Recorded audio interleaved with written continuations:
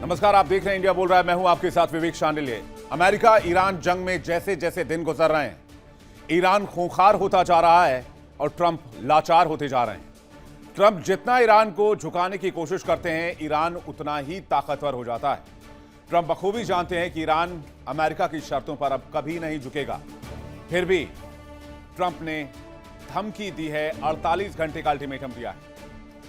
लेकिन ईरान पीछे हटने के बजाय अब सर्वनाश की कसम खा रहा है। ईरान का कहना है कि वो मिडिल ईस्ट से अमेरिकी वजूद हमेशा हमेशा के लिए मिटा देगा। और इतिहास गवाह है कि जब जब ट्रंप ने तेहरान को धमकाया है, तब तब ईरान ने मिडिल ईस्ट में मौजूद अमेरिकी ठिकानों और इजराइल को मिसाइलों से दहलाया है। यह ट्रंप की कूटनीति पर ईरान का वो बड़ा धमाका है जिसने इस जंग में फिलहाल ट्रंप को बैकफुट पर ला दिया है। जंग के इस मैदान में ईरान ने ट्रंप को सीधी शिकस्त दी है। तो अब क्या होने वाला है? आगे के 24 घंटे बहुत निर्णायक रहने वाले हैं। अमेरिका की लाचारी, ईरान की ताकत, मिडिल ईस्ट में तबाही, बताएंगे पूरी कहानी। करेंगे दुनिया भर के एक्सपर्ट्स के साथ इस पर चर्चा और जानेंगे इस जंग का भविष्य। मिडिल ईस्ट में अमेरिका डेडलॉक में फंस चुका है। महाविनाश की चिंगारी सुलग चुकी है।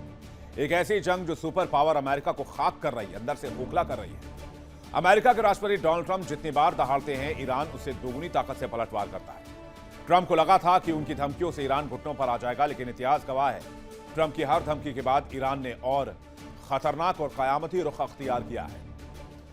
अब ईरान ने कसम खा ली है ट्रंप के सर्वनाश की, अमेरिकी ताकत को जमींदोज करने की, और पानी सिर से ऊपर जा चुका है। मिडिल ईस्ट में अमेरिकी बेस हो या ट्रंप का सबसे लाडला दोस्त इजराइल, ईरान की मिसाइल हर चक्रव्यूह को भेद रही है। ट्रंप जितनी बार हमलों की धमकी देते हैं, ईरान का मिसाइल प्रोग्राम उतनी तेजी से आगे बढ़ता है। ताजा इजराइल के हमले में, इजराइल में जहां हमला हुआ वहां पर काफी नुकसान हुआ है और उसके बाद इजराइल ईरान को लेकर बौखला गया है। इधर अमेरिका की हर घुड़की का जवाब ईरान बातचीत से नहीं बल्कि रॉकेट, ड्रोन और मिसाइल से दे रहा है। और अब तो ईरान ने इजराइल पर भी हमले शुरू कर दिए हैं। जरा ईरानी हमले की तस्वीर आपको दिखाते हैं। ईरान ने अमेरिकी नौसेना के 2 विध्वंसक पोतों पर मिसाइल से हमला किया है। फार्स न्यूज के मुताबिक विध्वंसक पोत ओमान की खाड़ी से निकलकर हिंद महासागर की ओर बढ़ रहे थे, तभी मिसाइल और ड्रोन अटैक किया गया। जरा तस्वीर देखिए। ईरान ने बीती रात कम से कम 10 बैलिस्टिक मिसाइल और शाहिद 131 और 136 कामिकाजी ड्रोन दागे हैं, जिनका निशाना कुवैत में अमेरिकी अली अल सलेम एयरबेस और बहरीन के मनामा में अमेरिकी नौसेना की 5th फ्लीट का बेस था। आईआरजीसी ने साफ कर दिया, कार्रवाई केश्म द्वीप पर अमेरिकी हवाई हमलों और होर्मुज में एक ईरानी तेल टैंकर पर हमले के जवाब में की गई है। ईरान ने होर्मुज और मिडिल ईस्ट की धरती पर ट्रंप को ऐसा पटका है जिससे अमेरिका से लेकर इजराइल तक हड़कंप मचा हुआ है। डोनाल्ड ट्रंप का पुराना तरीका, डराओ धमकाओ, अपनी शर्तों पर झुकाओ, लेकिन ट्रंप के तरीके ईरान में काम नहीं आ रहे हैं। ईरान को बार बार वार्न करने के बावजूद ईरान पीछे हटता नहीं दिख रहा है, और इसलिए डोनाल्ड ट्रंप ने ईरान को आखिरी वार्निंग दे दी है। क्या है वो आखिरी वार्निंग? होर्मुज को 48 घंटे के अंदर खाली करना होगा ईरान को। होर्मुज खाली नहीं किया तो पावर प्लांट्स को तबाह कर देंगे। पावर प्लांट्स को निशाना बनाकर ईरान को तबाह करने की रणनीति है अमेरिका की।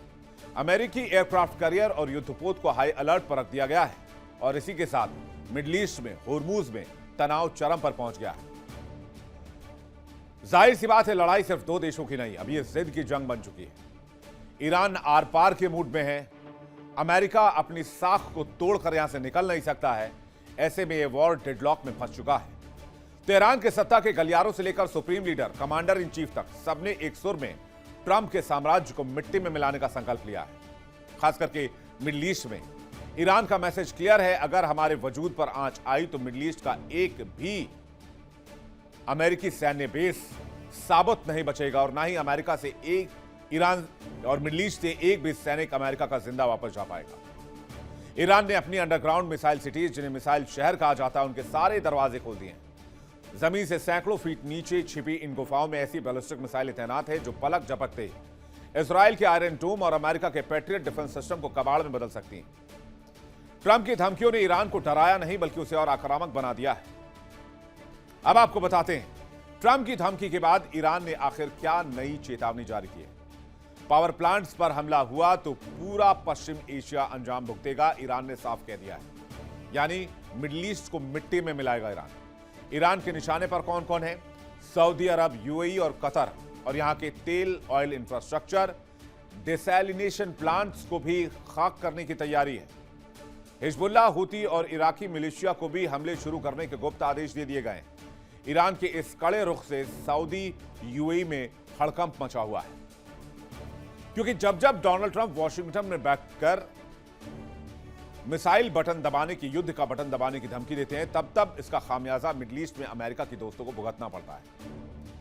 ईरान का सबसे पहला और सबसे घातक टारगेट बनता है इजराइल। हाइफा से लेकर तेल अवीव तक ईरान की मिसाइलें आसमान चीरती हुई बरसती हैं। सिर्फ इजराइल ही नहीं, बल्कि लाल सागर और फारस की खाड़ी में मौजूद अमेरिकी युद्धपोत और मिलिट्री बेस भी ईरान के निशाने पर हैं। ईरान के प्रॉक्सी संगठन, चाहे वो लेबनान के हों, हिजबुल्लाह हों, यमन के हूती हों या इराक के लड़ाके, इराकी मिलिशिया, सब एक साथ एक्टिव हो जाते हैं। ट्रंप तो अमेरिका में सुरक्षित बैठे हैं, लेकिन उनके इस मिस एडवेंचर की वजह से पूरा मिडिल ईस्ट बारूद की ढेर पर आ जाता है। यही वजह है कि अमेरिकी सैन्य एक्सपर्ट्स भी ट्रंप की इस नीति को आत्मघाती बता रहे हैं। अब आपको बताते हैं ट्रंप ने कब कब धमकाया और फिर कब कब यू टर्न लिया। 21 मार्च 2026 ट्रंप की धमकी, होर्मुज नहीं खोलने पर पावर प्लांट्स पर हमला करेंगे। मुस्तफा का धमाका, मिडिल ईस्ट में यूएस बेसों पर अटैक हो गया। 30 मार्च 2026 ट्रंप की धमकी, खार्ग में तेल ठिकानों पर हमला करेंगे। मुस्तफा ने सऊदी, कुवैत, बहरीन और यहां के तेल रिफाइनरी पर अटैक कर दिया। 5 अप्रैल 2026 ट्रंप की धमकी, ईरान को नरक बना देंगे। मुस्तफा का धमाका, होर्मुज की सुरक्षा और ज्यादा बढ़ा दी गई। 7 अप्रैल 2026 ट्रंप की धमकी, सभ्यता मिटा देंगे। मुस्तफा ने कहा अमेरिकी सहयोगियों को इस इलाके में नेस्तनाबूद कर देंगे। 18 मई 2026 ट्रंप की धमकी, युद्ध शुरू करेंगे। मुस्तफा ने होर्मुज में अमेरिकी सेना को निशाने पर ले लिया। ट्रंप आए थे ईरान को अलग थलग करने, ईरान की अर्थव्यवस्था को चूर चूर करने, लेकिन हो गया इसका उल्टा। ईरान ने रूस और चीन के साथ मिलकर ऐसा मजबूत त्रिकोण बनाया जिसे तोड़ना ट्रंप के बस की बात नहीं रही। ट्रंप की धमकियां फेल हो चुकी हैं। ईरान झुकने के बजाय ज्यादा खतरनाक हो चुका है और युद्ध डेडलॉक में फंसा नजर आ रहा है, जहां से आगे का कोई रास्ता नहीं दिखता है। अमेरिका चाहकर भी ईरान पर फुल फ्लेज अटैक में नहीं जा सकता है और अमेरिकी संसद ने डोनाल्ड ट्रंप के पावर्स भी छीन लिए हैं। और इधर दूसरी तरफ ईरान दिन ब दिन मजबूत होता जा रहा है। तो क्या इस जंग के बाद डेडलॉक की स्थिति में फंसे अमेरिका के पास कोई रणनीति है, या फिर अमेरिका के लिए ईरान अगला वियतनाम है, अगला इराक है, अगला अफगानिस्तान है? बातचीत करने के लिए मेहमानों का एक पैनल हमारे साथ जुड़ रहा है। मेजर जनरल के सिन्हा हमारे साथ जुड़ रहे हैं, रक्षा विशेषज्ञ प्रोफेसर ए के पाशा हमारे साथ जुड़ रहे हैं, मिडिल ईस्ट मामलों के जानकार भरत बरई हमारे साथ जुड़ रहे हैं, जियो पॉलिटिकल एक्सपर्ट, विदेश मामलों के जानकार अशरफ अली जैदी हमारे साथ जुड़ रहे हैं, ईरान मामलों के जानकार। आप सभी मेहमानों का बहुत बहुत स्वागत है। सबसे पहला रिएक्शन बरई साहब आपसे चाहेंगे, अमेरिका क्या यहां डेडलॉक में फंस गया है और ईरान अगला अफगानिस्तान है अमेरिका के लिए? नहीं है, ट्रंप साहब बयानबाजी करते हैं, ईरान भी बहुत बयानबाजी करता है। सो व्हाट उनका क्या रियल इंटेंशन है, क्या करेंगे, वो तो बताना मुश्किल है। काफ़ी लोग जो ईरान बोल रहे हैं कि हम उसको ये तहस महस कर देंगे, ये वो कर देंगे, उसमें काफ़ी बयानबाजी है। वो ज़रूर है कि ईरान अपनी जो मिसाइल्स बची है उससे सऊदी अरेबिया, बहरीन, यूनाइटेड अमीरात, कुवैत, कतार, उसके पर हमला कर सकता है और उनको नुकसान भी हो सकता है। अगर ट्रंप साहब ने किया जो आप बता रहे हैं कि पावर प्लांट पर हमला करेंगे, तो हाँ, ज़रूर ईरान अपनी मिसाइल का इस्तेमाल करेगा। लेकिन ज़्यादातर मिसाइल 95% से मिसाइल तो वहाँ तोड़ जाती है, उनके सब ड्रोन भी वहाँ तोड़ जाते हैं। लेकिन एक दो मिसाइल्स जो चली जाती है, मिस कर जाती है, तो हाँ, वो नुकसान कर सकती है। तो मिडल ईस्ट के जो देश है उसके तेल और गैस प्लांट और उसके सेलिन प्लांट पर हमला हो सकता है और थोड़ा नुकसान भी हो सकता है। मेरा ख्याल है कि ये सब ज़्यादा बयानबाजी है।